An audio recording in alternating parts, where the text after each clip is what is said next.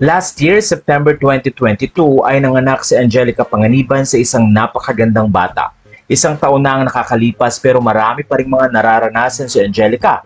Kaya naman matapang niyang ibinahagi ang mga nakaharap niyang challenges, hindi lamang sa pagbubuntis kundi after ng panganganak at pag-aalaga sa kanyang baby na si Bean.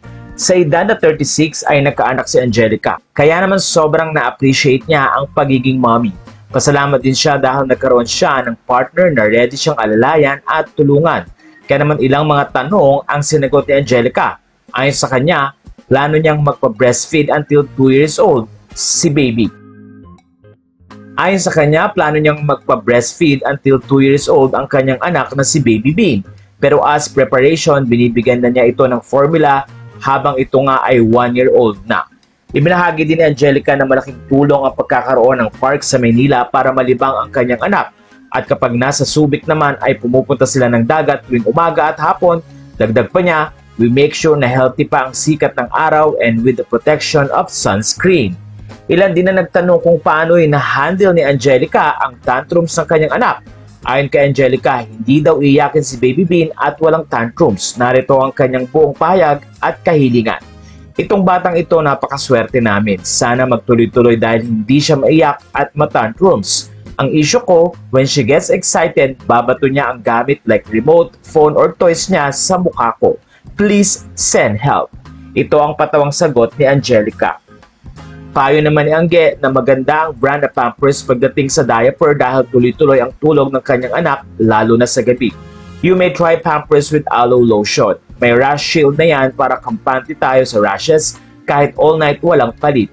Mas tuloy-tuloy din ang tulog ni baby kaya less puyat kay mommy.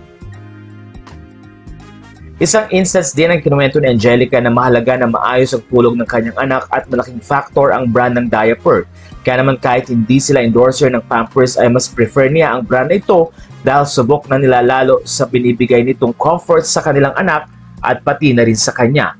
Ipinakita din niya ang video ni Baby Bean na tila ginagawa nga ni Bean na moisturizer ng pagkain.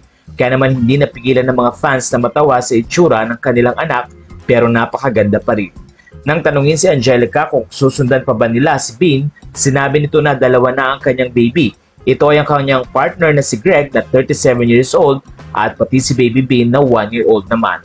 Malaking tulong din kay Angelica ang pagkakaroon ng supportive na partner para sa kanyang peace of mind. Dagdag pa niya, late nights and constant communication with my partner. Minsan si Greg at Bean ang lumalabas at ako na iiwan mag-isa para sa katahimikan ng isip. Ito ang sagot ni Angelica para ma-overcome ang kanyang postpartum depression. Samantalang natutuwa naman ng mga netizens na makita si Angelica na nag-i-improve bilang isang ina at partner. Marami ring mga fans ang patuloy na sinusuportahan ang tila mga posts ni Angelica at ang kanyang journey bilang isang bagong nanay.